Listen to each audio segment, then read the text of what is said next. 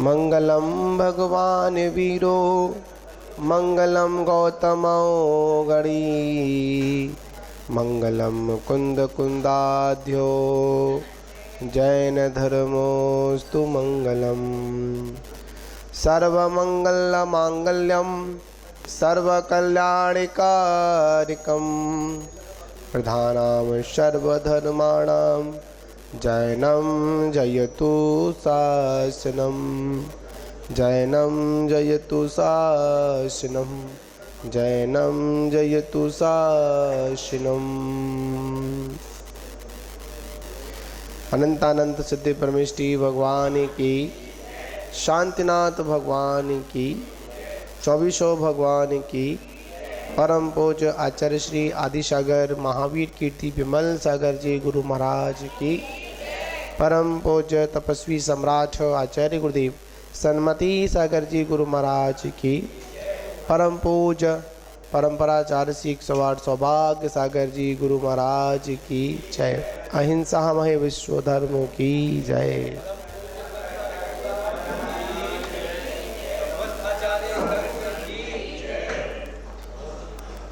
महानुभावों, हम सभी लोग श्रावकाचार्य की बात कर रहे हैं और ये श्रावकाचार्य जो है वह सकल व्रत को या सकल चारित्र को ग्रहण करने में हवासीसी कर रहा है। कहीं दूरी शॉर्ट हो रही है इसकी। देखो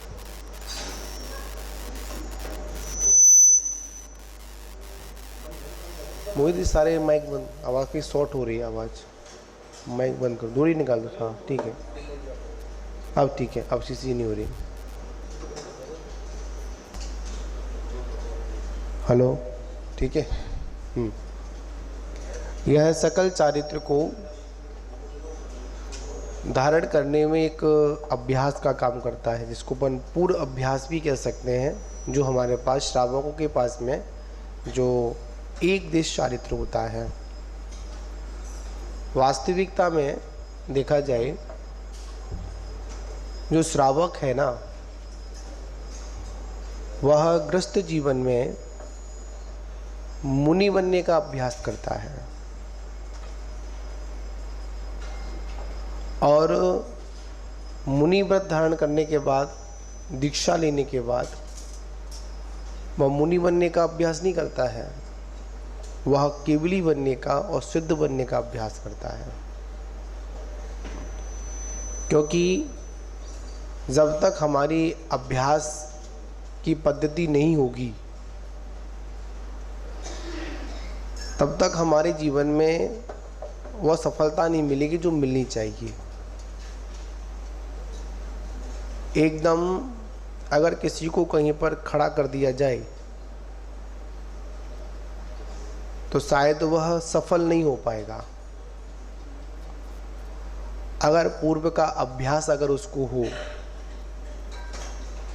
तो पूर्व के अभ्यास से होता क्या है कि उसका जीवन कुछ ऐसा आदत में आ जाता है, ऐसा उसको संसार की व्यवस्थाओं का परिचय हो जाता है, जिससे वो गृहस्थ जीवन से अपने व्रतों को अगर धारण करके चलेगा तो मुनि बनने में ज़्यादा दिक्कत उसको नहीं आएगी।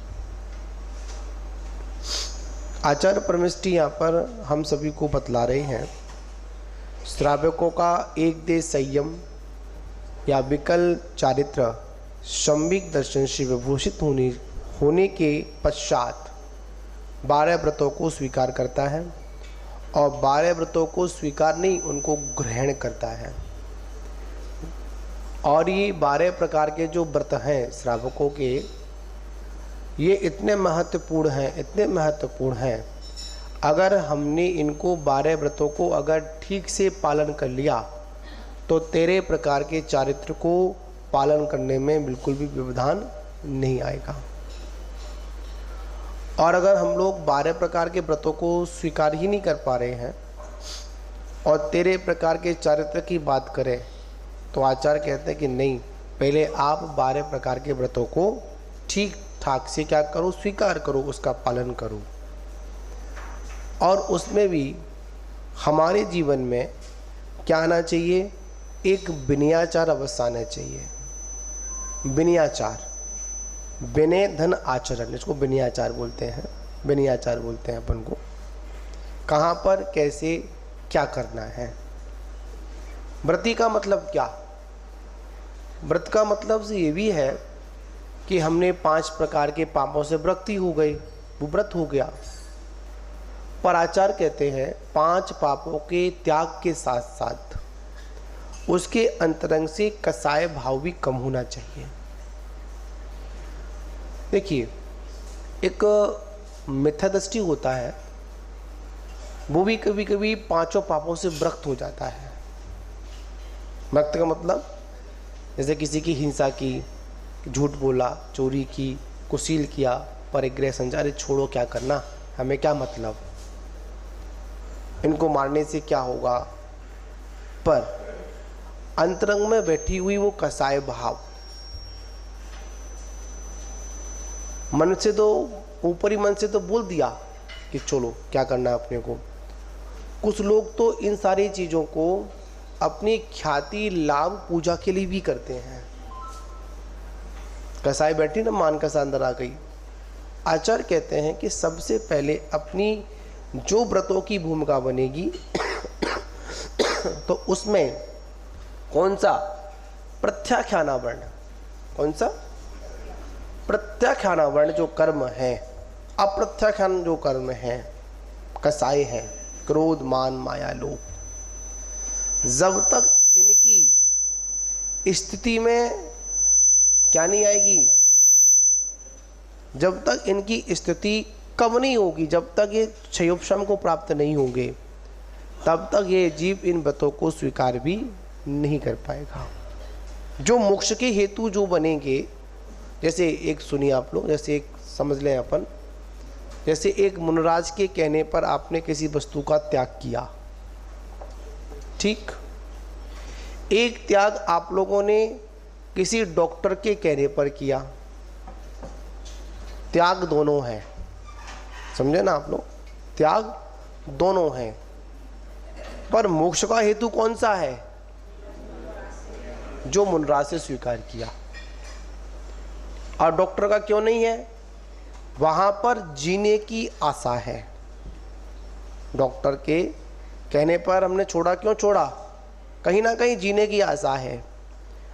उसको छोड़ने पर आपने छोड़ तो दिया, पर अंतरंग में ग्रहण करने की प्रबल भावना चल रही है। कसाय का क्या नहीं हुआ, उपशम क्षयोपशम नहीं हुआ, ठीक है ना। और जब गुरु महाराज ने आपको समझाया तो वहां पर आपके परिणामों में मजबूरी नहीं आई, मजबूती आई कि हाँ, जो गुरुराज ने कहा है, जो बीतरागी गुरुओं ने कहा है, बिल्कुल सत्य है, इसमें कोई संशय नहीं है। और एक बात और याद रखना, हम कभी भी पुराणों को पढ़ें, पुराणों को पढ़ने पर जैसी जिसकी योग्यता थी, जैसी जिसकी व्यवस्था थी, उसके अनुसार ही उन मुनराजों ने जंगलों में उन श्रावकों को, उन भव्य आत्माओं को उनके अनुसार नियम दिया। देना पड़ेगा, नहीं देंगे तो उसका पालन नहीं कर पाएंगे। इसकी भी हम लोगों को क्या होनी चाहिए, जानकारी होनी चाहिए। जैसे हम लोग को आज क्या करते हैं कि 4 पेज हम लोगों ने पढ़ लिए ग्रंथ के, और हम उसको परोसना चालू कर देते हैं। रात को भैयावृत्ति में कुछ ऐसी ही बात चल रही थी। अब श्रावक हमेशा दुविधा में रहता है, करूँ तो करूँ क्या। कोई गुरुराज आए, उन्होंने कुछ बोला, उसके बाद कोई आए, उन्होंने कुछ बोला, उसके बाद कोई विद्वान आए, उन्होंने दोनों की हटाकर अपना बोल दिया। अब श्रावक तो क्या है, श्रावक क्या करे, श्रावक की स्थिति क्या हो। तो बड़ी स्थिति है। पहली बात तो जहाँ की जो परंपरा चल रही हो, आगम के अनुसार उसमें कोई हमको हस्तक्षेप नहीं करना चाहिए। पहली बात तो ये मुनियों का ये कार्य है, गुरुओं का काम है। अगर कोई बात हो तो उसको हम निरपक्ष होकर ग्रंथों को सामने रखकर उसका अपन क्या करें, लोगों को समझाने का प्रयास करें। याद रखना, एक होती है क्रियाकांड, क्या होता है, एक होता है क्रियाकांड और एक होता है सिद्धांत। एक आगम ग्रंथ होते हैं, एक सिद्धांत ग्रंथ होते हैं। सिद्धांत ग्रंथों में कोई भी कैसा भी परिवर्तन ना भूतो ना भविष्यति, और में कोई परिवर्तन नहीं हो। सिद्धांत ग्रंथों में कोई परिवर्तन ना हुआ, ना था, ना आगे होगा। पर जो आगम ग्रंथ होते हैं, आगम का मतलब जो परमागम चला आ रहा है, जिसको जैसी व्यवस्था मिली उन्होंने वैसे वैसे उस व्रत को, देखिए व्रतों में जो 12 व्रत हैं वो 12 व्रत आज भी हैं, पर उनको पालन करने में क्या आ गई, थोड़ा सा शिथिलता आती गई, शरीर की स्थिति कमज़ोर होती गई। और हम लोगों ने क्या की, याद रखना, आगम कभी हमको अनुमति नहीं देता है कि आप ऐसा करिए, पर हमारी व्यक्तिगत जो मनमानी होती है ना, जिनवाणी में क्या लग चुका है, मनमानी लग चुका है। मैंने एक ग्रंथ में पढ़ा था, किसी का था मुझे याद नहीं है, बड़ा सुंदर उन्होंने उसमें व्याख्यान लिखा, जिस विषय में हमको पूर्ण रूप से जानकारी ना हो वहां पर मौन रहना सर्वश्रेष्ठ है। तो बाबू जी, जहां पर हमें जानकारी ना हो जिस विषय में, तो क्या हो जाओ, मौन हो जाओ। वहां पर अगर कोई मुझसे पूछे ना कि महाराज इस बारे में क्या है, अगर मुझे नहीं आ रहा होगा ना तो तुरंत मैं बोल दूंगा, भाई मैंने भी ग्रंथ को पढ़ा नहीं है, मेरी जानकारी में अभी नहीं है। पर उस पर कोई अपनी मन ग्रंथ टिप्पणी नहीं करूंगा। क्यों? आज मैंने कोई मन ग्रंथ टिप्पणी कर दी और आपने उस बात को हमको अपना आदर्श मानकर आपने उसको ग्रहण कर लिया, तो पता है क्या होगा, अगर गलत मार्ग पर चली गए ना तो क्या हो जाएगा, पूरा का पूरा काम गड़बड़ हो जाएगा। ठीक है ना? इसलिए आचार्य भगवान कहते हैं कि हमको आगम ग्रंथों का अध्ययन अवश्य होना चाहिए, सिद्धांत ग्रंथों का अध्ययन होना चाहिए।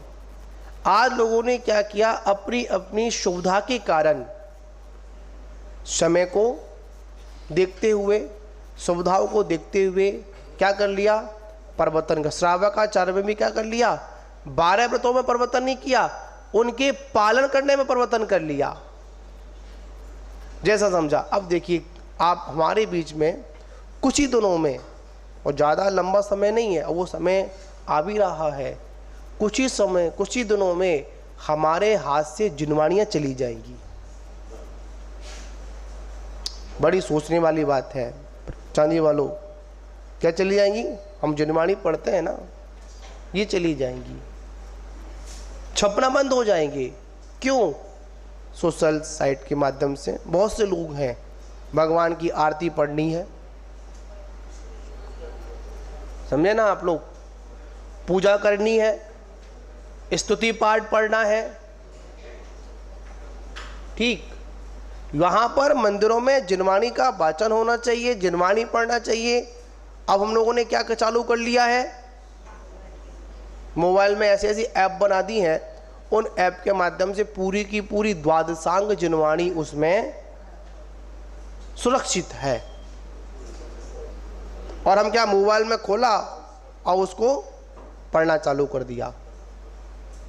मुझसे शायद मोहित ने पूछा था, पहले भी एक प्रश्न आया था मेरे पास, हम घर पर बैठे हुए हैं, क्या घर पे बैठे हुए हैं, और घर पर बैठकर हमारी टीवी चल रही है, जो भी आप लोग चलाते हैं, उसमें धार्मिक चैनल भी चल रहे हैं, जिनवाणी भी चल रही है, पारस भी चल रहा है, आदिनाथ भी चल रहा है, ठीक है ना। जो भी आप देख रहे हैं, सारे चैनल आपके धार्मिक चल रहे हैं, आप उस पर प्रोग्राम्स भी देख रहे हैं, महाराज जी के प्रवचन भी देख रहे हैं, शांत धारा भी देख रहे हैं, ठीक है ना। जो भी कार्यक्रम लाइव चल रहे हो, डी लाइव चल रहा, सब कुछ देख रहे हैं हम।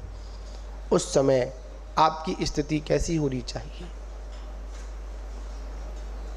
बताइए, कैसी होनी चाहिए? जैसे हम मंदिर में बैठे हुए हैं, अभिषेक भी देख रहे हैं और चाय भी पी रहे हैं, भोजन भी कर रहे हैं और सामने अपन प्रवचन सुन रहे हैं, और ज़्यादा कुछ है बेड पर बैठे हैं, लेटे हैं और भगवान का अभिषेक आदि देख रहे हैं, प्रवचन सुन का कार्यक्रम देख रहे हैं। नहीं, ऐसा नहीं करना। हमारे यहाँ पर दो प्रकार की विनय, प्रत्यक्ष विनय और परोक्ष विनय। क्या समझे? कितनी विनय अपने यहाँ पर? दो विनय। कौन सी वाली? एक प्रत्यक्ष, एक परोक्ष। प्रत्यक्ष में भगवान यहाँ विराजमान है, गुरु महाराज विराजमान है, तो उनकी यहाँ पर एक विनय करना, समझे ना। और जब गुरु महाराज नहीं है तो उसके बाद में भी कहां पर विनय करना है? नहीं ना, वहां पर भी अपने अंदर विनयाचार रखना। जिनवाणी चल रही है, प्रवचन चल रहे हैं, अभिषेक दिख रहे हैं, वहां पर भी हमको कम से कम उस समय तक, अगर हमारी दृष्टि वहां चली गई, वैसे तो अपन पढ़ते भी हैं, सुनते भी हैं, भोजन करते समय हमको टेलीविज़न नहीं देखना चाहिए। डॉक्टर क्या बोलते हैं? सेहत के लिए ठीक नहीं होता, परिणामों की विकृति भी आती है। ठीक, भोजन करते समय क्या नहीं करना अपने को? टीवी नहीं देखना, मोबाइल नहीं चलाना। अधिकांश लोगों का भोजन मोबाइल के माध्यम से ही होता है पूरा, सुना है भाई मैंने। मोबाइल चलता रहेगा, इधर बात भी चलती रहेगी, इधर काम भी चलते रहेंगे, और हम तो देखते भी हैं, बहुत लोग ऐसे होते हैं, मतलब इधर गाने भी सुनते रहेंगे या फिर जो भी मूवी देखते रहेंगे, वो भोजन मारधाड़ देखते रहेंगे, भोजन भी करते रहेंगे। नहीं, नहीं करने, शरीर के लिए कैसा है? हानिकारक है, समझे ना। तो यहाँ पर भी जिनेंद्र भगवान का जब अभिषेक, और पहली बात तो आज लोग, हम लोगों का भोजन करने का समय फिक्स नहीं है, जब मन हुआ तब खाना चालू कर दिया। नहीं, हम सभी लोगों को एक अपना समय सारणी बनानी चाहिए। जैसे पढ़ते ना महाराज जी की क्या समय सारणी है, क्या दिनचर्या है, कैसे कैसे कब मिलते हैं, क्या करते हैं, कब प्रतिक्रमण करते हैं, कब स्वाध्याय करते हैं, कब सामयिक करते हैं, उसी प्रकार श्रावक की भी क्या होनी चाहिए? समय सारणी होनी चाहिए। कब किस समय क्या करना है, जब मन में आया तब चालू कर देते हैं। नहीं, हमको नहीं, ऐसा नहीं करना चाहिए। हर चीज़ की व्यवस्थाएं हैं, ठीक। वहाँ पर हमारे घरों में जो चित्र लगते हैं, चित्र लगाने का अभिप्राय क्या है बताइए आप लोग, बताओ, कौन बताएगा? उनको भाव चित्र बोलते हैं अपन। घर में चित्र लगाया, महावीर जी के भगवान का चित्र लगाया, महावीर जी विराजमान है, या भगवान शांतनाथ जी का लगाया, या किसी कौन से तीर्थंकर का कहीं का चित्र का लगाया हम लोग, या किसी मुनि महाराज का लगाया, तो चित्र की पूजा करने के लिए चित्र नहीं लगता है। क्या समझे? चित्र की पूजा करने के लिए चित्र नहीं लगता है। अपना जब चित्त विचलित हो, वो चित्र को देखकर अपने चित्त को शांत करने के लिए चित्र लगता है, समझे ना। अपना मन जब चित्त कैसा हो, विचलित हो, वो चित्र को देखकर अपने चित्त को शांत करने के लिए चित्र लगता है, ना कि चित्र की पूजा के लिए चित्र लगता है। क्यों? हमारे यहाँ पर उसकी पूजा होती है जो अखंड होता है। हमारे यहाँ पूजा उसकी है, पूज्यता को वही प्राप्त कर सकता है। हमारे जाने के बाद भी उसकी पूजा होती रहे, समझे ना। हम इस प्रतिमा में एक बार प्रतिष्ठा होती है, बार बार नहीं होती है। कितनी बार होती है? एक बार प्रतिष्ठा हो गई, ये कब तक चलेगी? जब तक इसका आकार भी किसी कारणवश अगर छिन्न भिन्न हो जाएगा ना, फिर भी ये हमारा आस्था का केंद्र बना रहेगा। इसमें क्या दिया गया? सूर्य मंत्र दिया गया। इसलिए और स्थापना न के अनुसार, स्थापना भी दो प्रकार की, एक तदाकार स्थापना और एक अदाकार स्थापना। ये कैसी स्थापना है? तदाकार स्थापना है। ठीक, जो तदाकार स्थापना होती है उसमें कोई आकृति नहीं होती है। मानते हैं ये साक्षात अनंत नहीं है, अनंत का बिंब है। इसके अंदर वो गुण नहीं है जो गुण अनंत भगवान में थे। इनों में स्थापना ने के अनुसार अनंत भगवान के पांचों कल्याणकों के और 46 मूल गुणों के क्या किए गए? संस्कार किए गए, गुणारोपण किया गया। इसलिए हमारे कौन है? आस्था के केंद्र है। ऐसे तो नहीं है एक साल हुई चेंज करो। चेंज के भगवान करते हो क्या आप लोग? नहीं करते ना। क्यों? हमारे स्थायी है। हमारी अखंडता कैसी होनी चाहिए? मजबूत होनी चाहिए, खंड खंड नहीं होनी चाहिए। हमारी खंड खंड होगी तो कुछ नहीं हो पाएगा। तो बात यहां पर है, हमारे जीवन में श्रावक धर्म के साथ साथ सबसे पहले विनयाचार अवश्य होना चाहिए। कहां पर, कैसे, क्या करना है, कब करना है, ठीक है ना। अब महाराज आपने कहा टीवी चली तो क्या करें हम लोग? अब तो सांधारा भी हर समय आती रहती है चैनलों पर, 24 घंटे। पहले तो कुछ घंटे के लिए प्रवचन सुनने को मिलते थे, अब तो लोगों ने मंदिरों में या महाराजों के प्रवचन सुनना ही बंद कर दिया है। हम नहीं जा रहे मंदिर में, हैं? उनको उसी में आनंद आता है। लोग कहते हैं अरे वाह महाराज के पास, मतलब दूर से पंडाल में जाएंगे तो दूर बैठना पड़ेगा, और यहाँ तो महाराज बिल्कुल साफ साफ दिखते हैं, बिल्कुल पास दिखता है। ऐसे भी लोग होते हैं। लोगों की सोच है, वो तो मात उनके लिए है जो किसी कारणवश मंदिर जनालय स्वास्थ्य ठीक नहीं इसलिए, पर जिनका स्वास्थ्य ठीक है, चल सकते हैं, उठ सकते हैं, तो उनको तो आना ही पड़ेगा। बड़ी सोचने वाली बात है।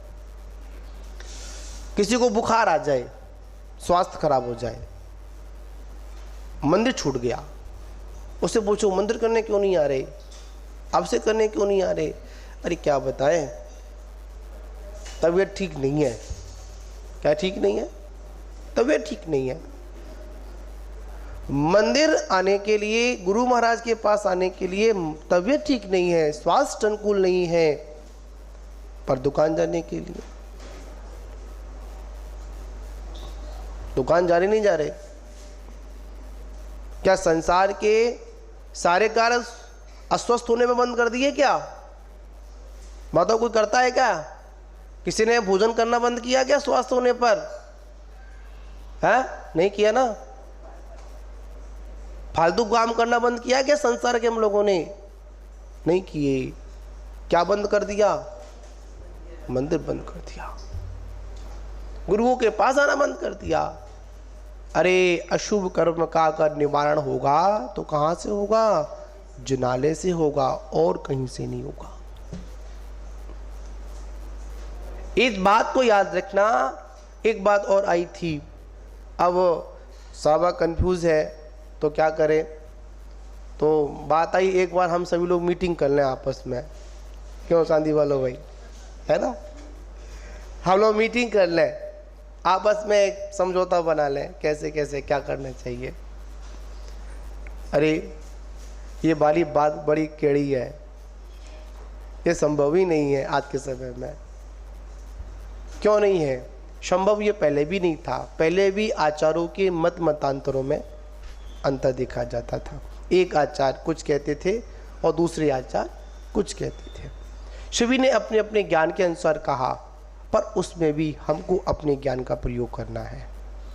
आचार्य कुंद जैसे महान आचार्य ने समयसार लिखते समय कह दिया कि भाई मेरी बात पर पूर्णतः से विश्वास मत करना। अगर लग रहा हो ये बात बिल्कुल आगम और सटीक है तो ही विश्वास करना, अन्यथा छल समझकर मेरे दबाव में आकर बात को स्वीकार मत करना। ये श्रावक का भी विवेक है।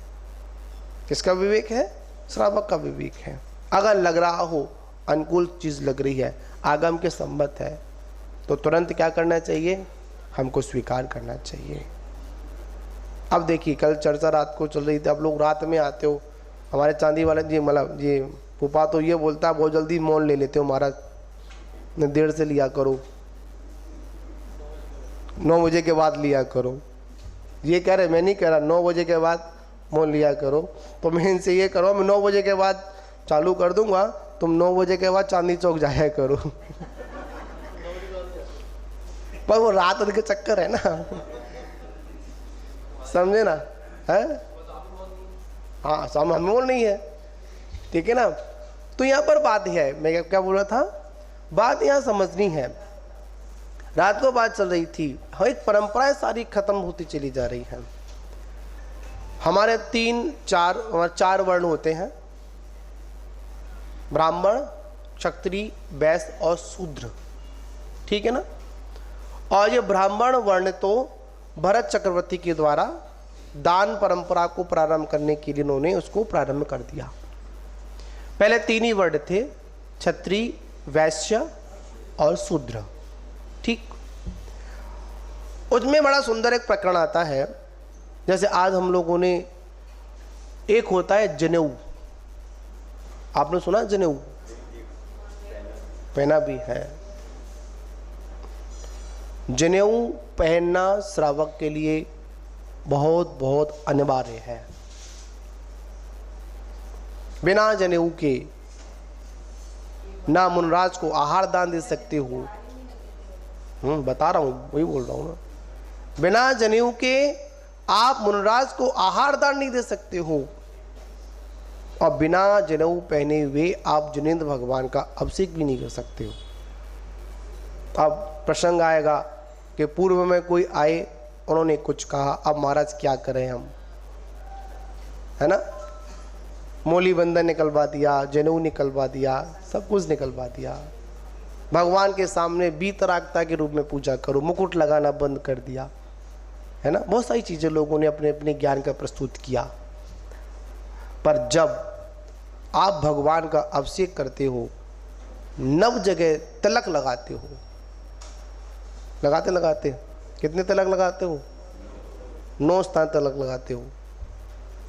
वो 9 तिलक नहीं, वो 9 इंद्र के आभूषण है। क्या है?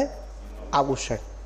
तिलक टीका हो गया, इसको ऊपर मुकुट भी बोल सकते हैं, ऊपर मुकुट होता है, मुकुट हो गया। कान के कुंडल हो गए, बाजूबंद हुआ, इसको क्या बोलते हैं अपन? कलाई का क्या बोलते हैं? कंगन बोलते हैं। यहाँ पर कंठ बोलते हैं, मतलब कंठी माला बोलते हैं, कंठ पर लगाने पर, ठीक। उसके बाद एक कहाँ लगाते हैं? नाभि के अंदर नहीं लगाते हैं, नाभि के ऊपर एक आकृति जनेऊ की बनती है, करधनी बोल सकते हैं इसको ऊपर, ठीक है ना? हम लोगों ने क्या किया? बस लगाते हैं। क्यों लगाते हैं? कि हमारे प्रेमचंद जी ने कहा हुआ, इसलिए लगाते हैं। और ये भी क्यों लगा रहे होंगे? इनके जिन्होंने सिखाया, उन्होंने कहा, उन्हें लगाते हैं। पर अभी तक हमको पूर्णतः तत्व की कोई जानकारी नहीं है। आखिर में ऐसा क्यों कर रहे हैं? क्या कारण है? याद रखना, एक विषय आता है, अधगगरी छलकत जाए। जो अधगगरी के समान जो ज्ञान होता है ना, वो क्या करता है? इसे झलकता है, हिलता है। तो यहां पर क्या करना है? पहले आप किसी कार्य को करने से पहले उसकी पूर्ण जानकारी करो, आखिर क्यों कर रही हैं। तिलक तो कोई भी लगा लेता है। अब मैं यहाँ पर देख रहा हूँ तिलक का भी विषय है, कोई गोल तिलक लगाया हुआ है और कोई मानस्तंभ वाला लगा हुआ है, कोई त्रिशूल वाला लगा हुआ है। मैंने इनसे कहा, कल रात को बात मैं लिख के बोल रहा था, इन्होंने कहा, मैंने कहा तिलक लगाओ, त्रिशूल वाला तिलक लगाओ। कौन सा वाला? हम तो खरीद कर आए थे, वो लगा ले। कौन सा जो ना शंकर वाला लगा लेता? ऐसा नहीं, उसकी भी व्यवस्थाएं हैं। पहले व्यक्तियों की पहचान कैसे होती थी?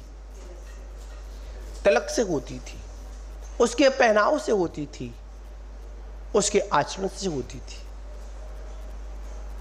पता है, क्षत्रिय ब्राह्मण, क्षत्रिय शूद्र, क्षत्रिय ब्राह्मण और वैश्य, यही व्यक्ति सिर्फ जनेऊ को स्वीकार कर सकते हैं। समझे ना? शूद्र को जनेऊ पहनने का कोई अधिकार नहीं है। ठीक। तिलक का विषय, हमेशा हमको अपने मस्तक पर हमेशा मानस्तंभ की तरह लंबा तिलक लगाना चाहिए, गोल तिलक नहीं लगाना चाहिए। अमोलक जी, गोल तिलक नहीं लगाना। लगा तो नहीं, सब दिख तो रहा है? अच्छा, बह गया है। ठीक है ना? गोल तिलक जो लगाते हैं ना, वो भी शूद्र होते हैं, पहचान होती थी पहले। अर्धचंद्राकार, ये भी तिलक है। ये भी वर्णों के अनुसार, उनके कार्य प्रणति के अनुसार, ये चिन्हों से भी, बाहरी चिन्ह से उसके व्यक्तित्व की पहचान होती थी। पर आज हम लोग क्या करते हैं, कोई जानकारी तो नहीं करते हैं, और क्या करते हैं, तो उसको चालू कर देते हैं। एक विषय और आता है, कल रात को चर्चा चली, गुरु महाराज के सामने जब बैठे या भगवान के सामने बैठे तो कैसे बैठे अपन? हाँ, देखो उस समय पूछा, उस समय सिर्फ 2-3 लोग ही थे, ज़्यादा लोग नहीं थे। हो सकता है ये गलती हम लोग भी करते हो, समझे ना? कभी भी हम गुरु महाराज के पास बैठे, जो गुरु आसन है, कैसे आसन है? गुरु आसन है, जैसे पद्मासन। गुरु जो आसन लगाए हो, उस आसन में हमको कभी भी नहीं बैठना चाहिए। समझे ना? पद्मासन लगाए हो तो पद्मासन में नहीं बैठना चाहिए। अगर अर्ध पद्मासन लगाए हो तो वैसे नहीं करना चाहिए। ये सारी चीजें विनयाचार में आती हैं। हम आपको बताएं, हम मुनि अवस्था में थे, 2013 की बात है।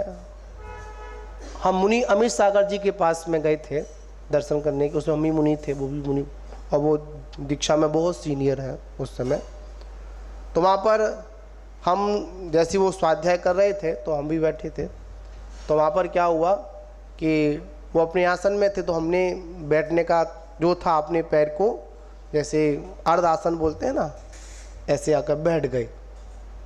उन्होंने तुरंत कहा कि अपने पैर को नीचे करिए। क्यों करिए? ये गुरु आसन है। जब हमसे कोई श्रेष्ठ विराजमान हो तो वहां पर क्या नहीं करना चाहिए? उसके आसन में नहीं बैठना चाहिए। तो कैसे बैठे?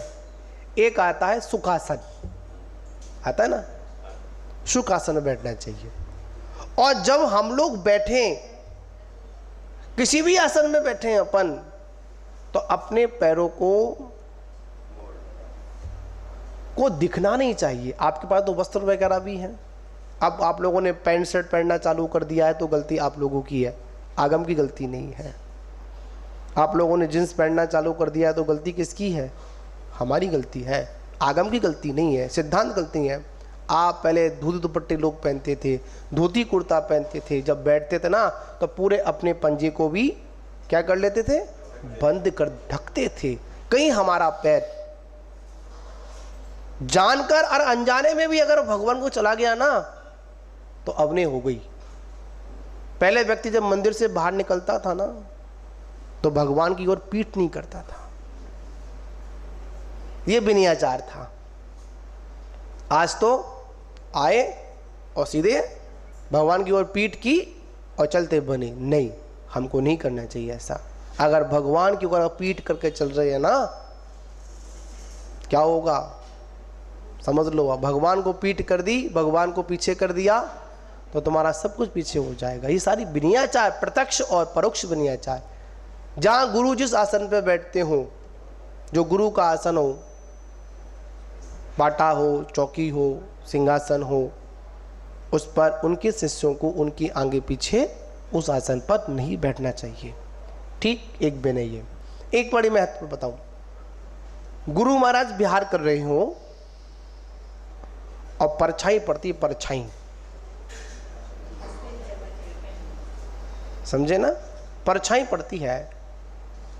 हम लोगों को विनयाचार के अंतर्गत उस परछाई को भी बचाकर ही निकलना चाहिए। उनकी परछाई पर हमारे पैर नहीं पड़ना चाहिए, ये विनयाचार है, समझे ना। हमारी परछाई जिनिंद परमात्मा की बिंब पर नहीं आना चाहिए। हम लोग सामने से खड़े हो जाते हैं ना, ठीक है ना, तो क्या होता है, पूरा अपना शरीर किन के ऊपर आ जाता है, भगवान के ऊपर आ जाता, नहीं आना चाहिए, ये भी दोष है। बाजू से खड़ा होना चाहिए। दर्शन करें तो कैसे खड़े हो, बाजू से खड़े हो, हमारी परछाई नहीं पड़नी चाहिए। क्यों, हमारे शरीर में अनेक प्रकार की गंदगियां हैं, आप तो पवित्र हैं। आपके सामने में अगर परछाई मेरी, अगर आपकी छत्र छाया मेरी ऊपर होगी ना तो मेरा कल्याण है, और मेरी छाया अगर आप पर पड़ गई तो।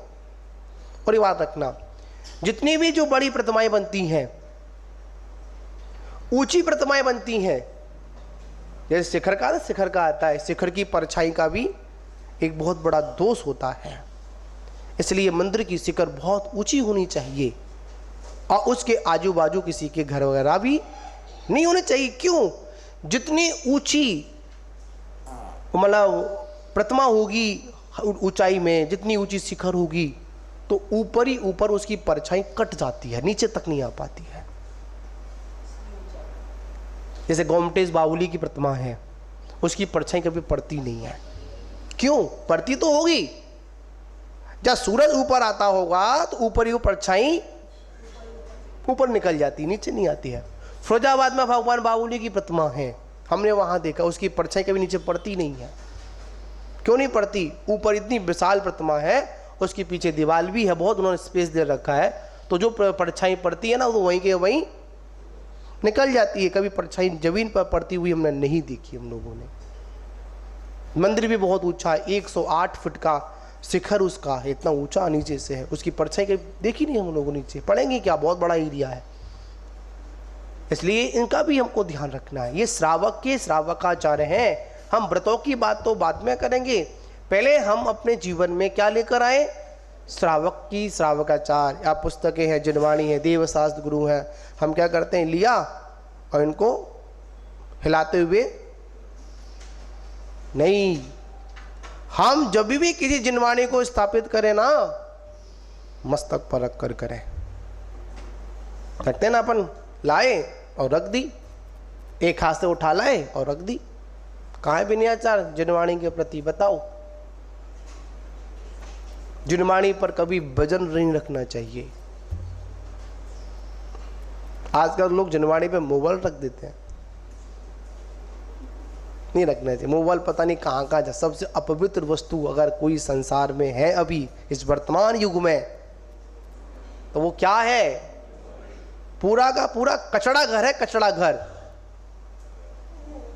पता नहीं कहाँ कहाँ लेके जाते हो, फिर भी भगवान के सामने मंदिर में, अब भगवान विराजमान है, हम मंदिर में ही मतलब क्या पढ़ रहे हैं अपन, उस मोबाइल से क्या पढ़ रहे हैं, तत्वासुत पढ़ रहे हैं। तो जिनवाणी किस मतलब की, किस मतलब की नहीं, बताओ। जब हमारे हाथ में जिनवाणी होगी ना, अपनी उंगलियों को चलाएंगे ना, पढ़ना आता हो चाहे नहीं आता हो, पर इन श्रुतों पर उंगली फेरने से भी हमारा कल्याण होता है, परिणामों में शुद्धि आती है। ठीक है ना। तो हमको क्या लेकर आना है, विनयाचार लेकर आना है। तो विनयाचार में क्या क्या चीज़ बताई, एक तो आसन हमारा कैसा होना चाहिए, गुरु आसन नहीं होना चाहिए।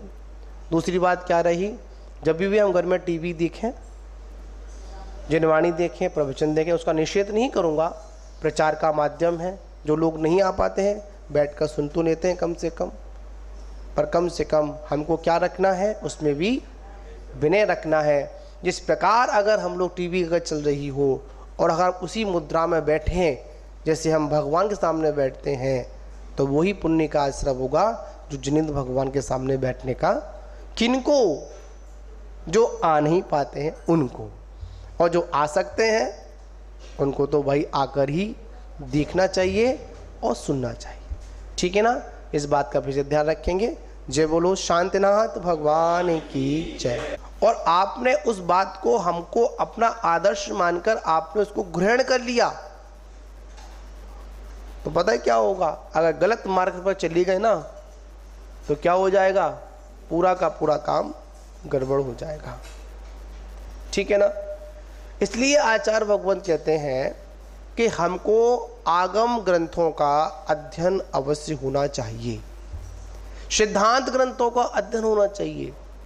आज लोगों ने क्या किया, अपनी अपनी सुविधा के कारण समय को देखते हुए, सुविधाओं को देखते हुए क्या कर लिया, परिवर्तन का। श्रावकाचार्य में भी क्या कर लिया, 12 व्रतों में परिवर्तन नहीं किया, उनके पालन करने में परिवर्तन कर लिया, जैसा समझा। अब देखिए आप हमारे बीच में कुछ ही दिनों में, और ज़्यादा लंबा समय नहीं है, और वो समय आ भी रहा है, कुछ ही समय, कुछ ही दिनों में हमारे हाथ से जिनवाणियाँ चली जाएंगी।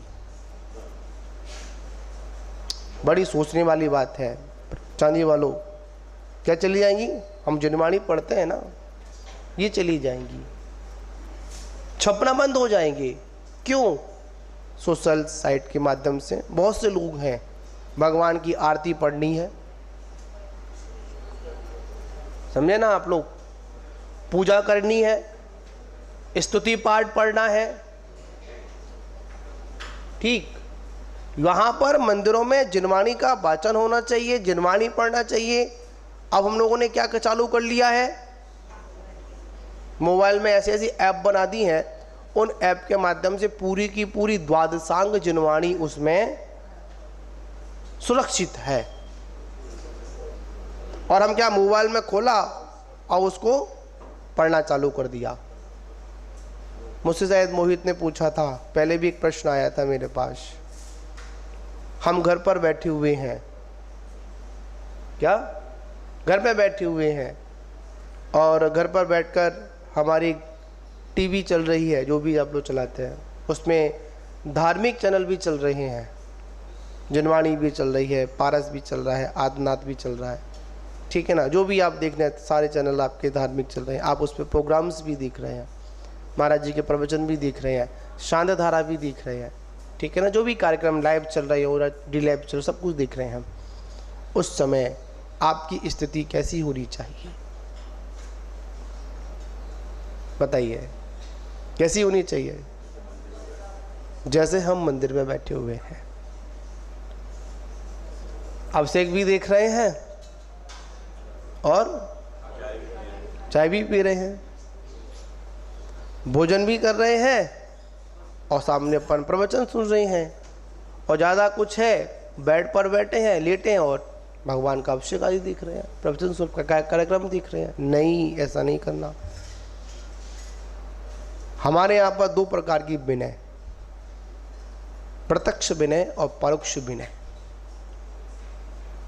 क्या समझे, कितनी विनय अपने यहाँ पर, 2 विनय। कौन सी वाली, एक प्रत्यक्ष एक परोक्ष। प्रत्यक्ष में भगवान यहाँ विराजमान है, गुरु महाराज विराजमान है, तो उनकी यहाँ पर एक विनय करना, समझे ना। और जब गुरु महाराज नहीं है तो उसके बाद में भी कहां पर विनय करना है, नहीं ना, वहां पर भी अपने अंदर विनयाचार रखना। जिनवाणी चल रही है, प्रवचन चल रहे हैं, अभिषेक दिख रहे हैं, वहाँ पर भी हमको कम से कम उस समय तक, अगर हमारी दृष्टि वहाँ चली गई, वैसे तो अपन पढ़ते भी हैं, सुनते भी हैं, भोजन करते समय हमको टेलीविज़न नहीं देखना चाहिए। डॉक्टर क्या बोलते हैं, सेहत के लिए ठीक नहीं होता, परिणामों की विकृति भी आती है। ठीक, भोजन करते समय क्या नहीं करना, अपने को टीवी नहीं देखना, मोबाइल नहीं चलाना। अधिकांश लोगों का भोजन मोबाइल के माध्यम से ही होता है पूरा, सुना है भाई मैंने।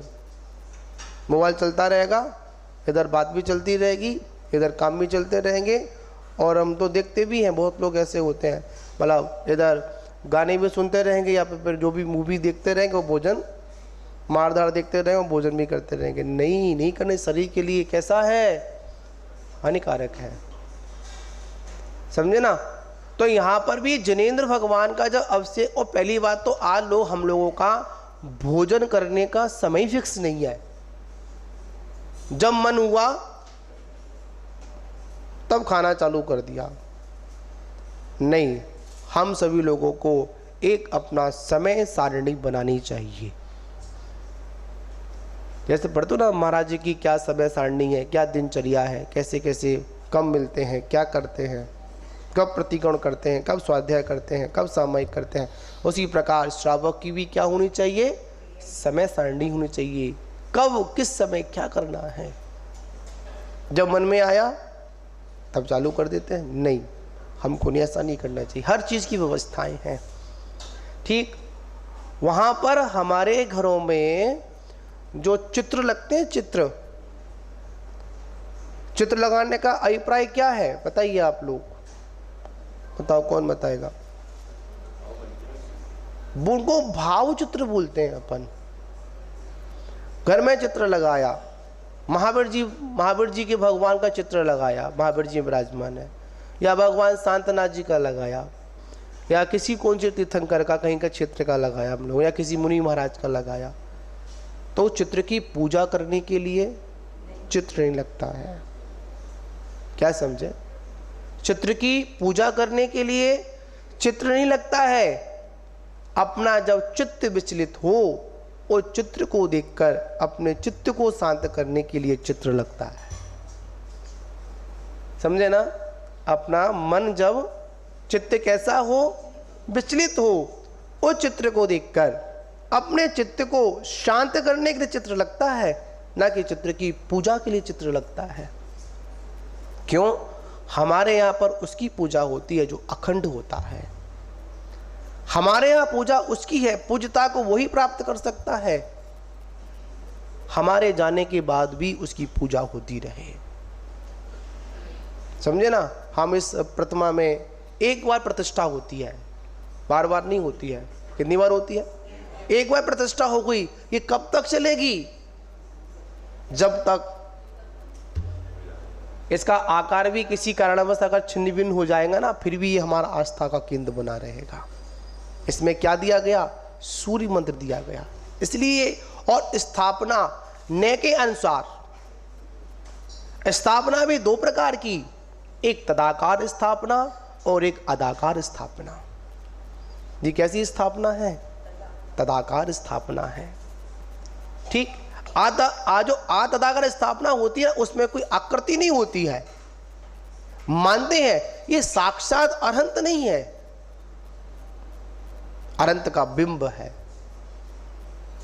इसके अंदर वो गुण नहीं है जो गुण अनंत भगवान में थे। इनों में स्थापना ने के अनुसार अनंत भगवान के पांचों कल्याणकों के और 46 मूल गुणों के क्या किए गए, संस्कार किए गए, गुणारोपण किया गया।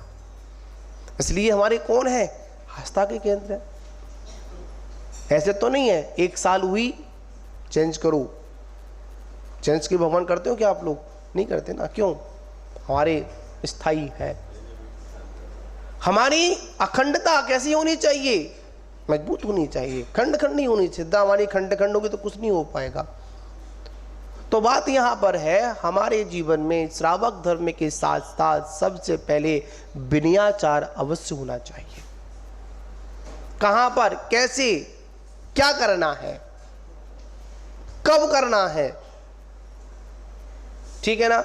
अब महाराज आपने कहा टीवी चली तो क्या करें हम लोग, अब तो सांधारा भी हर समय आती रहती है चैनलों पर, 24 घंटे। पहले तो कुछ घंटे के लिए प्रवचन सुनने को मिलते थे, अब तो लोगों ने मंदिरों में या महाराजों के प्रवचन सुनना ही बंद कर दिया है। हम नहीं जा रहे मंदिर में, हैं, उनको उसी में आनंद आता है। लोग कहते हैं अरे वाह महाराज के पास, मतलब दूर से पंडाल में जाएंगे तो दूर बैठना पड़ेगा, और यहाँ तो महाराज बिल्कुल साफ साफ दिखते हैं, बिल्कुल पास दिखता है। ऐसे भी लोग होते हैं, लोगों की सोच है। वो तो मात उनके लिए है जो किसी कारणवश मंदिर जिनालय स्वास्थ्य ठीक नहीं इसलिए, पर जिनका स्वास्थ्य ठीक है, चल सकते हैं, उठ सकते हैं, तो उनको तो आना ही पड़ेगा। बड़ी सोचने वाली बात है। किसी को बुखार आ जाए, स्वास्थ्य खराब हो जाए, मंदिर छूट गया, उससे पूछो मंदिर करने क्यों नहीं आ रहे, आपसे करने क्यों नहीं आ रहे? अरे क्या बताएं, तबीयत ठीक नहीं है। क्या ठीक नहीं है? तबीयत ठीक नहीं है। मंदिर आने के लिए, गुरु महाराज के पास आने के लिए तबीयत ठीक नहीं है, स्वास्थ्य अनुकूल नहीं है, पर दुकान जाने के लिए दुकान जा रहे नहीं जा रहे? क्या संसार के सारे कार्य अस्वस्थ होने में बंद कर दिए क्या? बताओ, कोई करता है क्या? किसी ने भोजन करना बंद किया क्या स्वस्थ होने पर? है? नहीं किया ना। फालतू काम करना बंद किया क्या संसार के हम लोगों ने? नहीं किए। क्या बंद कर दिया? मंदिर बंद कर दिया, गुरुओं के पास आना बंद कर दिया। अरे अशुभ कर्म का अगर निवारण होगा तो कहां से होगा? जिनालय से होगा, और कहीं से नहीं होगा। इस बात को याद रखना। एक बात और आई थी, अब साहबा कंफ्यूज है तो क्या करें, तो बात आई एक बार हम सभी लोग मीटिंग कर लें आपस में, क्यों चांदी वालों भाई, है ना? हम लोग मीटिंग कर लें, आपस में एक समझौता बना लें, कैसे कैसे क्या करना चाहिए। अरे ये वाली बात बड़ी केड़ी है, ये संभव ही नहीं है आज के समय में। क्यों नहीं है संभव? ये पहले भी नहीं था। पहले भी आचारों के मत मतांतरों में अंतर देखा जाता था। एक आचार कुछ कहते थे और दूसरे आचार कुछ कहते थे। शिवी ने अपने अपने ज्ञान के अनुसार कहा, पर उसमें भी हमको अपने ज्ञान का प्रयोग करना है। आचार्य कुंद जैसे महान आचार्य ने समयसार लिखते समय कह दिया कि भाई मेरी बात पर पूर्णतः से विश्वास मत करना। अगर लग रहा हो ये बात बिल्कुल आगम और सटीक है तो ही विश्वास करना, अन्यथा छल समझकर मेरे दबाव में आकर बात को स्वीकार मत करना। ये श्रावक का भी विवेक है। किसका विवेक है? श्रावक का विवेक है। अगर लग अनुकूल चीज लग रही है, आगम के सम्मत है, तो तुरंत क्या करना चाहिए? हमको स्वीकार करना चाहिए। अब देखिए, कल चर्चा रात को चल रही थी, आप लोग रात में आते हो। हमारे चांदी वाले जी, मतलब जी पुपा तो ये बोलता है बहुत जल्दी मौन ले लेते हो महाराज, देर से लिया करो, 9 बजे के बाद लिया करो। ये कह रहे, मैं नहीं कह रहा 9 बजे के बाद मौन लिया करो। तो मैं इनसे ये करो, मैं 9 बजे के बाद चालू कर दूंगा, तुम 9 बजे के बाद चांदी चौक जाया करो। पर वो रात के चक्कर है ना, समझे ना? है हाँ, सामने मौन नहीं है, ठीक है ना? तो यहाँ पर बात है, मैं क्या बोल रहा था, बात यहाँ समझनी है। रात को बात चल रही थी, हम एक परंपराएं सारी खत्म होती चली जा रही हैं। हमारे 4 वर्ण होते हैं, ब्राह्मण, क्षत्रिय, वैश्य और शूद्र, ठीक है ना? और ये ब्राह्मण वर्ण तो भरत चक्रवर्ती के द्वारा दान परंपरा को प्रारंभ करने के लिए उन्होंने उसको प्रारंभ कर दिया। पहले 3 ही वर्ण थे, क्षत्रिय, वैश्य और शूद्र, ठीक। उसमें बड़ा सुंदर एक प्रकरण आता है, जैसे आज हम लोगों ने, एक होता है जनेऊ, आपने सुना जनेऊ? पहना भी है। जनेऊ पहनना श्रावक के लिए बहुत बहुत अनिवार्य है। बिना जनेऊ के ना मुनराज को आहार दान दे सकते हो। बता रहा हूं, वही बोल रहा हूं ना। बिना जनेऊ के आप मुनराज को आहार दान नहीं दे सकते हो, और बिना जनेऊ पहने हुए आप जिनेंद्र भगवान का अभिषेक भी नहीं कर सकते हो।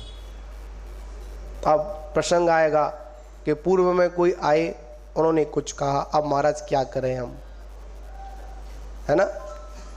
मोली बंधन निकलवा दिया, जनेऊ निकलवा दिया, सब कुछ निकलवा दिया। भगवान के सामने वीतरागता के रूप में पूजा करो, मुकुट लगाना बंद कर दिया, है ना। बहुत सारी चीज़ें लोगों ने अपने अपने ज्ञान का प्रस्तुत किया। पर जब आप भगवान का अभिषेक करते हो, नव जगह तिलक लगाते हो, लगाते कितने तिलक लगाते हो? 9 स्थान तिलक लगाते हो। वो 9 तिलक नहीं, वो 9 इंद्र के आभूषण है। क्या है? आभूषण। तिलक टीका हो गया, इसको अपन मुकुट भी बोल सकते हैं। ऊपर मुकुट होता है, मुकुट हो गया। कान के कुंडल हो गए, बाजूबंद हुआ, इसको क्या बोलते हैं अपन? कलाई का क्या बोलते हैं? कंगन बोलते हैं। यहाँ पर कंठ बोलते हैं, मतलब कंठी माला बोलते हैं, कंठ पर लगाने पर। ठीक, उसके बाद एक कहाँ लगाते हैं? नाभि के अंदर नहीं लगाते हैं। नाभि के ऊपर एक आकृति जनेऊ की बनती है, करधनी बोल सकते हैं इसको ऊपर। ठीक है ना। हम लोगों ने क्या किया? बस लगाते हैं। क्यों लगाते हैं? कि हमारे प्रेमचंद जी ने कहा हुआ, इसलिए लगाते हैं। और ये भी क्यों लगा रहे होंगे? इनके जिन्होंने सिखाया, उन्होंने कहा, उन्हें लगाते हैं। पर अभी तक हमको पूर्णतः तत्व की कोई जानकारी नहीं है।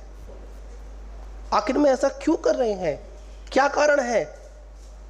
याद रखना, एक विषय आता है, अधगगरी छलकत जाए। जो अधगगरी के समान जो ज्ञान होता है ना, वो क्या करता है? इसे झलकता है, हिलता है। तो यहां पर क्या करना है? पहले आप किसी कार्य को करने से पहले उसकी पूर्ण जानकारी करो। आखिर क्यों कर रही हैं? तिलक तो कोई भी लगा लेता है। अब मैं यहाँ पर देख रहा हूँ, तिलक का भी विषय है। कोई गोल तिलक लगाया हुआ है और कोई मानस्तंभ वाला लगा हुआ है, कोई त्रिशूल वाला लगा हुआ है। मैंने इनसे कहा, कल रात को मैं लिख के बोल रहा था, इन्हें कहा, मैंने कहा तिलक लगाओ, त्रिशूल वाला तिलक लगाओ। कौन सा वाला? हम तो खरीद कर आए थे, वो लगा लें। कौन सा हुआ था? शंकर वाला लगा लेता। ऐसा नहीं, उसकी भी व्यवस्थाएं हैं। पहले व्यक्तियों की पहचान कैसे होती थी?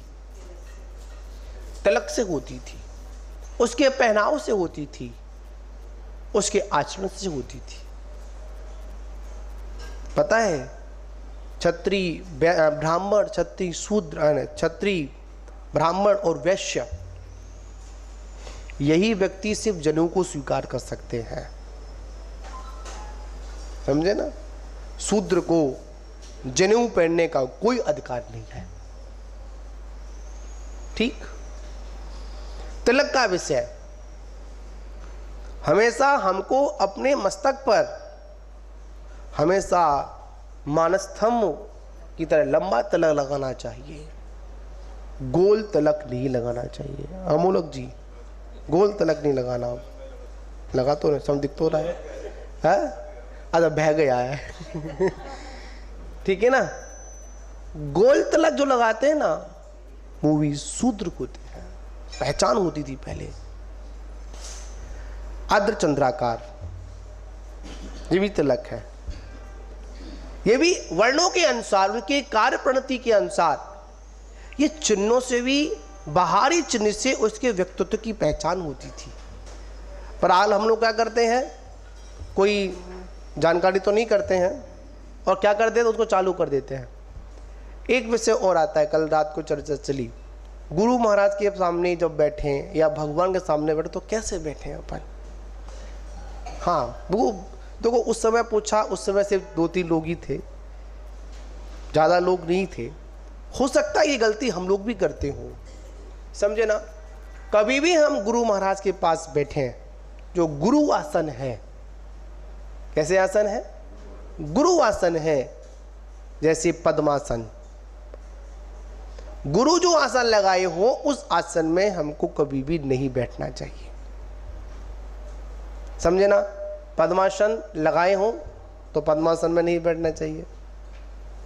अगर अर्ध पद्मासन लगाए हो तो वैसे नहीं करना चाहिए। ये सारी चीजें विनयाचार में आती हैं। हम आपको बताएं, हम मुनि अवस्था में थे, 2013 की बात है। हम मुनि अमित सागर जी के पास में गए थे दर्शन करने के। उसमें हम ही मुनि थे, वो भी मुनि, और वो दीक्षा में बहुत सीनियर है उस समय। तो वहाँ पर हम जैसे वो स्वाध्याय कर रहे थे तो हम भी बैठे थे। तो वहाँ पर क्या हुआ कि वो अपने आसन में थे, तो हमने बैठने का जो था अपने पैर को जैसे अर्ध आसन बोलते हैं ना, ऐसे आकर बैठ गए। उन्होंने तुरंत कहा कि अपने पैर को नीचे करिए। क्यों करिए? ये गुरु आसन है। जब हमसे कोई श्रेष्ठ विराजमान हो तो वहां पर क्या नहीं करना चाहिए? उसके आसन में नहीं बैठना चाहिए। तो कैसे बैठे? एक आता है सुखासन, आता है ना, सुखासन में बैठना चाहिए। और जब हम लोग बैठे, किसी भी आसन में बैठे अपन, तो अपने पैरों को दिखना नहीं चाहिए। आपके पास तो वस्त्र वगैरह भी हैं। अब आप लोगों ने पैंट शर्ट पहनना चालू कर दिया है तो गलती आप लोगों की है, आगम की गलती नहीं है। आप लोगों ने जींस पहनना चालू कर दिया है तो गलती किसकी है? हमारी गलती है, आगम की गलती नहीं है, सिद्धांत गलती है। आप पहले धोती दुपट्टे लोग पहनते थे, धोती कुर्ता पहनते थे, जब बैठते थे ना तो पूरे अपने पंजे को भी क्या कर लेते थे? बंद कर ढकते थे। कहीं हमारा पैर जानकर और अनजाने में भी अगर भगवान को चला गया ना तो अवने हो गई। पहले व्यक्ति जब मंदिर से बाहर निकलता था ना तो भगवान की ओर पीठ नहीं करता था, यह विनयाचार था। आज तो आए और सीधे भगवान की ओर पीठ की और चलते बने। नहीं, हमको नहीं करना चाहिए ऐसा। अगर भगवान की ओर पीठ करके चल रहे हैं ना, क्या होगा समझ लो। भगवान को पीठ कर दी, भगवान को पीछे कर दिया तो तुम्हारा सब कुछ पीछे हो जाएगा। ये सारी विनयाचार, प्रत्यक्ष और परोक्ष विनयाचार।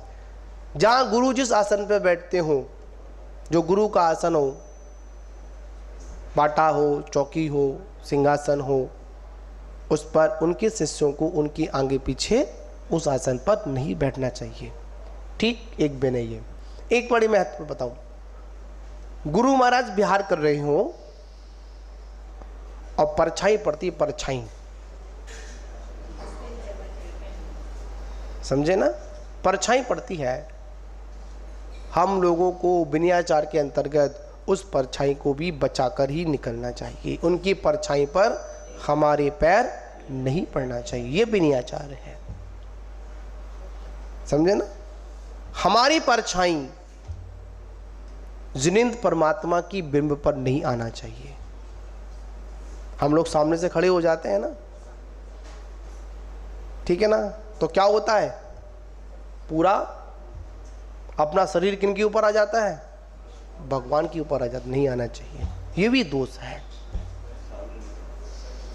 बाजू से खड़ा होना चाहिए। दर्शन करें तो कैसे खड़े हो? बाजू से खड़े हो। हमारी परछाई नहीं पड़नी चाहिए। क्यों? हमारे शरीर में अनेक प्रकार की गंदगियां हैं। आप तो पवित्र हैं। आपके सामने में अगर परछाई मेरी, अगर आपकी छत्र छाया मेरे ऊपर होगी ना तो मेरा कल्याण है, और मेरी छाया अगर आप पर पड़ गई तो। और ये बात रखना, जितनी भी जो बड़ी प्रतिमाएं बनती हैं, ऊंची प्रतिमाएं बनती हैं, जैसे शिखर का आता है, शिखर की परछाई का भी एक बहुत बड़ा दोष होता है। इसलिए मंदिर की शिखर बहुत ऊंची होनी चाहिए और उसके आजू बाजू किसी के घर वगैरह भी नहीं होने चाहिए। क्यों? जितनी ऊंची मतलब प्रतिमा होगी ऊंचाई में, जितनी ऊंची शिखर होगी तो ऊपर ही ऊपर उसकी परछाई कट जाती है, नीचे तक नहीं आ पाती है। जैसे गोमटेश बाहुली की प्रतिमा है, उसकी परछाई कभी पड़ती नहीं है। क्यों? पड़ती तो होगी, जब सूरज ऊपर आता होगा तो ऊपर ही वो परछाई ऊपर निकल जाती, नीचे नहीं आती है। फिरोजाबाद में भगवान बाहुली की प्रतिमा है, हमने वहां देखा, उसकी परछाई कभी नीचे पड़ती नहीं है। क्यों नहीं पड़ती? ऊपर इतनी विशाल प्रतिमा है, उसके पीछे दीवार भी है, बहुत उन्होंने स्पेस दे रखा है, तो जो परछाई पड़ती है ना वो वहीं के वहीं निकल जाती है, कभी परछाई जमीन पर पड़ती हुई हमने नहीं देखी हम लोगों ने। मंदिर भी बहुत ऊंचा है, 108 फुट का शिखर उसका है, इतना ऊंचा नीचे से है, उसकी परछाई कभी देखी नहीं हम लोगों नीचे, पड़ेंगे क्या, बहुत बड़ा एरिया है। इसलिए इनका भी हमको ध्यान रखना है। ये श्रावक के श्रावकाचार्य हैं। हम व्रतों की बात तो बाद में करेंगे, पहले हम अपने जीवन में क्या लेकर आए, श्रावक की श्रावकाचार या पुस्तकें हैं, जिनवाणी शास्त्र गुरु हैं, हम क्या करते हैं, लिया और इनको हिलाते हुए नहीं। हम जब भी किसी जिनवाणी को स्थापित करें ना, मस्तक पर रख कर करें। रखते ना अपन, लाए और रख दी, एक हाथ से उठा लाए और रख दी। कहाँ है विनयाचार जिनवाणी के प्रति, बताओ। जिनवाणी पर कभी वजन नहीं रखना चाहिए। आजकल लोग जिनवाणी पे मोबाइल रख देते हैं, नहीं रखना चाहिए। मोबाइल पता नहीं कहाँ कहाँ, सबसे अपवित्र वस्तु अगर कोई संसार में है अभी इस वर्तमान युग में, तो वो क्या है, पूरा का पूरा कचड़ा घर है, कचड़ा घर। पता नहीं कहाँ कहाँ लेके जाते हो, फिर भी भगवान के सामने मंदिर में, अब भगवान विराजमान है, हम मंदिर में ही मतलब क्या पढ़ रहे हैं अपन, उस मोबाइल से क्या पढ़ रहे हैं, तत्वासुत पढ़ रहे हैं। तो जिनवाणी किस मतलब की, किस मतलब की नहीं, बताओ। जब हमारे हाथ में जिनवाणी होगी ना, अपनी उंगलियों को चलाएंगे ना, पढ़ना आता हो चाहे नहीं आता हो, पर इन श्रुतों पर उंगली फेरने से भी हमारा कल्याण होता है, परिणामों में शुद्धि आती है। ठीक है ना। तो हमको क्या लेकर आना है, विनयाचार लेकर आना है। तो विनयाचार में क्या क्या चीज़ बताई, एक तो आसन हमारा कैसा होना चाहिए, गुरु आसन नहीं होना चाहिए। दूसरी बात क्या रही, जब भी हम घर में टीवी देखें, जिनवाणी देखें, प्रवचन देखें, उसका निषेध नहीं करूँगा, प्रचार का माध्यम है। जो लोग नहीं आ पाते हैं बैठकर सुन तो लेते हैं कम से कम, पर कम से कम हमको क्या रखना है, उसमें भी विनय रखना है। जिस प्रकार अगर हम लोग टीवी अगर चल रही हो और अगर उसी मुद्रा में बैठें जैसे हम भगवान के सामने बैठते हैं, तो वही पुण्य का आश्रय होगा जो जिनेंद्र भगवान के सामने बैठने का। किनको, जो आ नहीं पाते हैं उनको, और जो आ सकते हैं उनको तो भाई आकर ही देखना चाहिए और सुनना चाहिए।